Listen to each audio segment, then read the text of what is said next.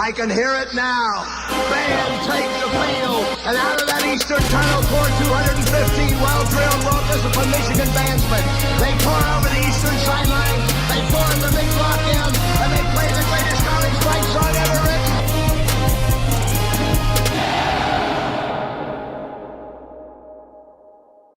Hey, Seth, how you doing, dude? I'm exhausted, dude. I got back from Rutgers and then worked the election for a day, and it was a long election. Long day, I'm sure. Yeah. Long day, I'm sure. Well, it didn't start great, but it ended great. So let's take a look at some plays and Yeah, some stuff that people were annoyed by. Yeah. So, I mean, people were pretty mad about this 3rd and 5. I'm going to pull it up right now for you. All right. Do you remember this situation here? Michigan's only up 14-10. They got the ball. They got a chance to respond after Rutgers got a field goal out of it, whatever. Anyway, they're gonna bring him across, and McCarthy's gonna read, and everyone's like, "Oh, okay, why are we doing this on 3rd and 5?" It looks like we just ran into a right. Look, even McCarthy's mad. Yep. All right. So what happened on this play? What are they really doing? The thought here is that it was a misread on something that they'd set up before. Sorry. Excuse me.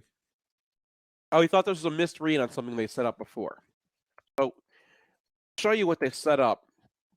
If you remember this play here, this was the touchdown that was called back. You recall? So, yeah.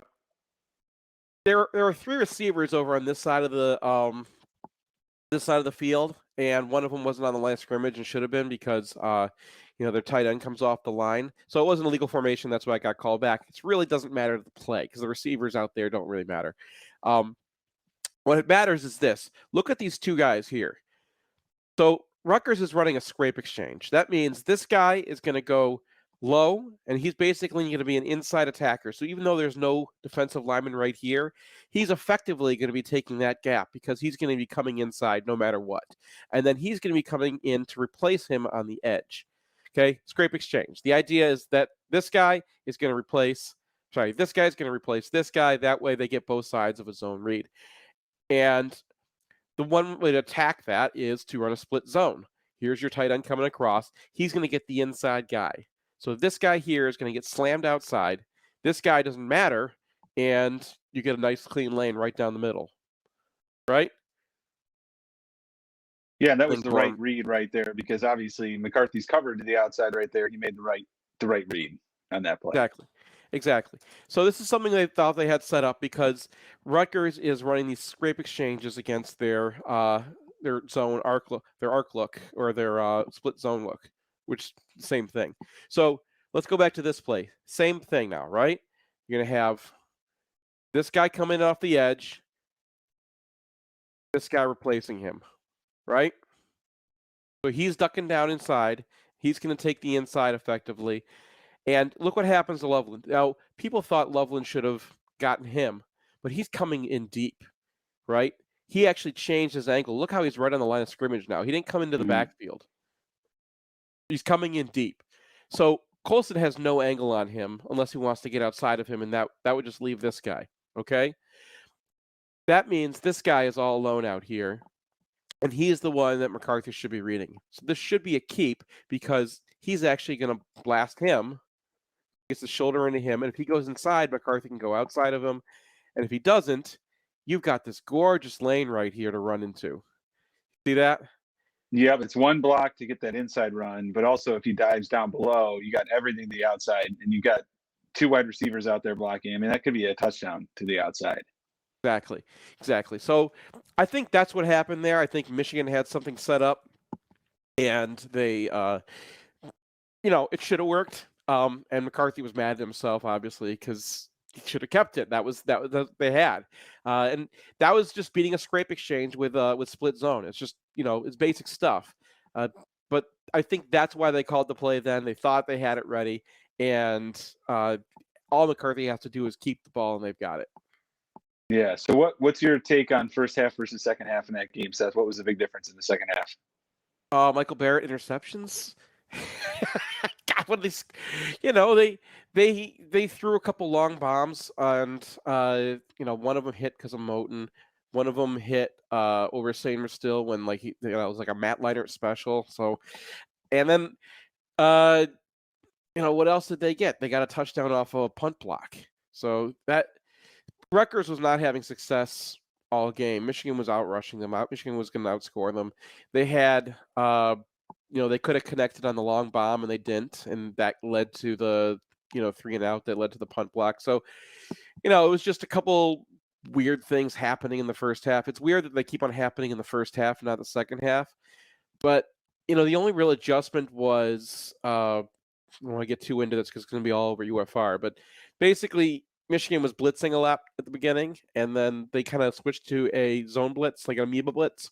And they were just showing that and backing out, and they got lucky that they got a couple interceptions off of it, but the interceptions were coming off of guys backing out and kind of showing that they were up, and then as soon as Wimsatt looks away, like Johnson backs out and gets the interception. So freshman quarterback Rutgers was not very good. It didn't seem like Michigan was pretty vanilla.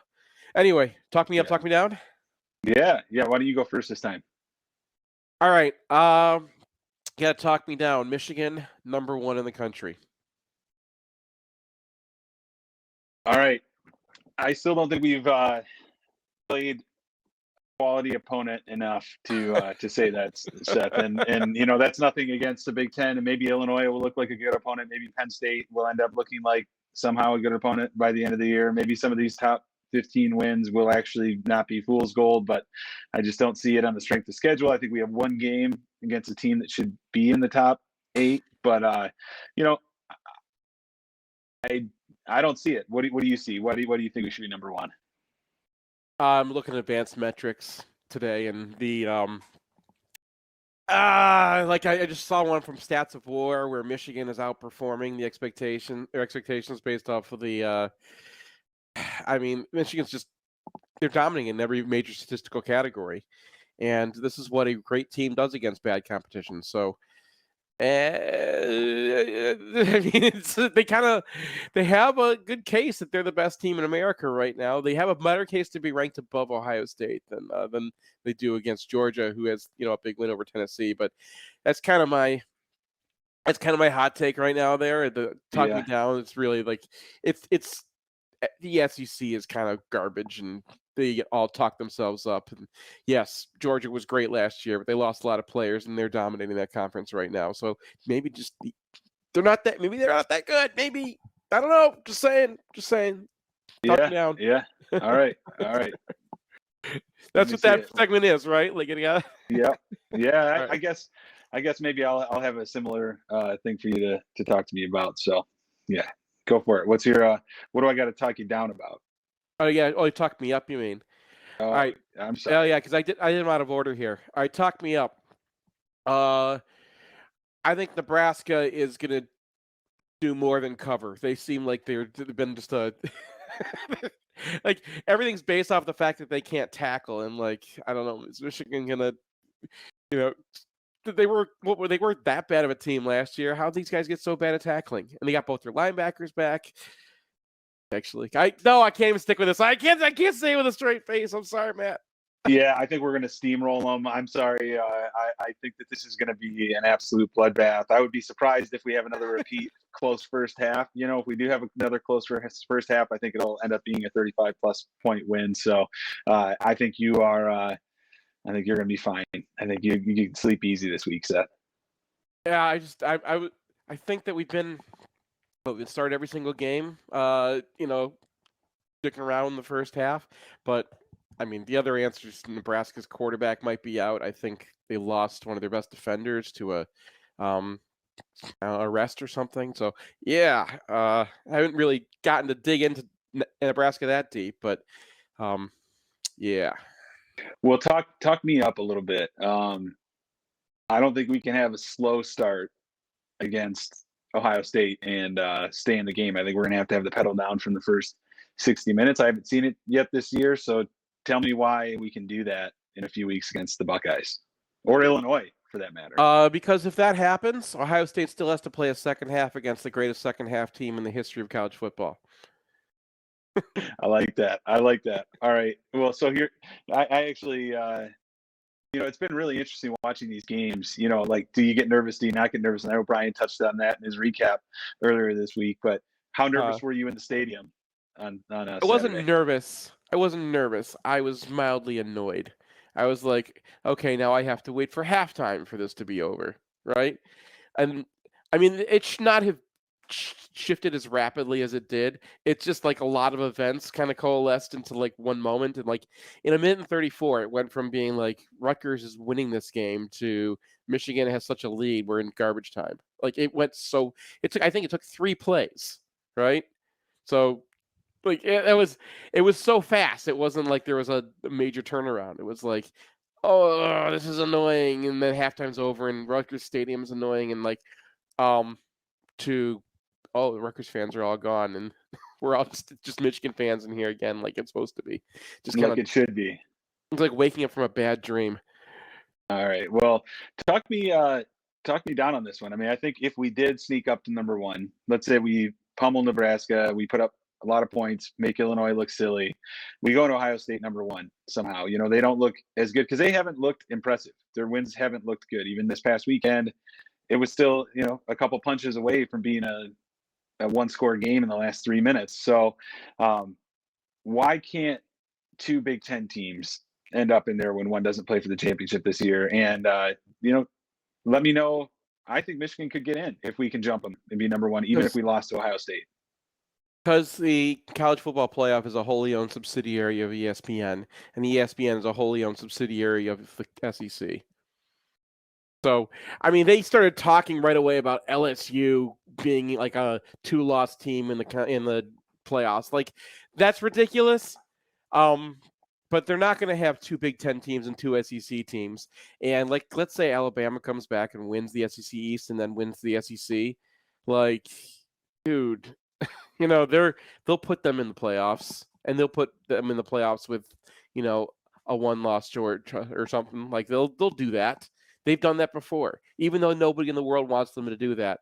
And even if Michigan and Ohio State have a better claim, I don't have any faith whatsoever in the college football system or the Big Ten to get behind their own teams. They'll be like, oh yeah, winner of that game should go to the playoffs. The other one shouldn't, which I don't know, does kind of feel righteous. You only got 4 spots. There should only be 1 team in the playoffs. I've always believed that. I always think the SEC shouldn't be allowed to have more than 1 team in the playoffs, even if the best team's not in.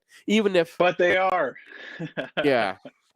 Even if that would have, negated Georgia last year. I don't care. So. Yeah. Well, what are you feeling? What are you feeling score-wise for this weekend? 42-27. Nebraska's always going to have some tricks. Yeah, Nebraska's going to have some tricks, but I think that's a little closer. I'm going to go with 52-13. I think Nebraska's going to put a couple points up. I don't think they're going to score an offensive touchdown. I think it's going to be some sort of other blunder, and I think we're going to kick some field goals this week. Hopefully, we'll see a 50-yarder go through. That was. Are you a little concerned about Moody this year? Like he's no. At all or no? How was it? No. Was it windy in that stadium? Only in that one area. There's they have one big flat side of the stadium, and the wind was coming from that side.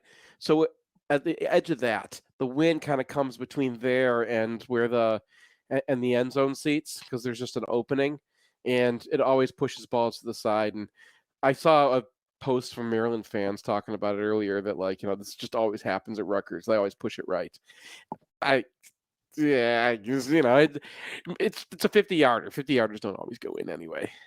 All right. Well, let's hopefully roll through this one, not overlook it. Hopefully the team stays focused, and we're looking at 2 weeks left in the season with no blemishes on the right side of the record column. Yeah. So your prediction is 13-12 or 13. What was it? 52-13. 52-13. Yep. Okay, so my prediction is it's going to be 13-12 Nebraska at halftime. I hope not. Well, hey, Seth, I hope you have a good week. Get some rest. I know that trip out to New Jersey had to be tiring, but nice little home game this weekend. Go Blue this weekend, man. Good talking to you. Go Blue Man. Thanks. All right, later. All right, see ya.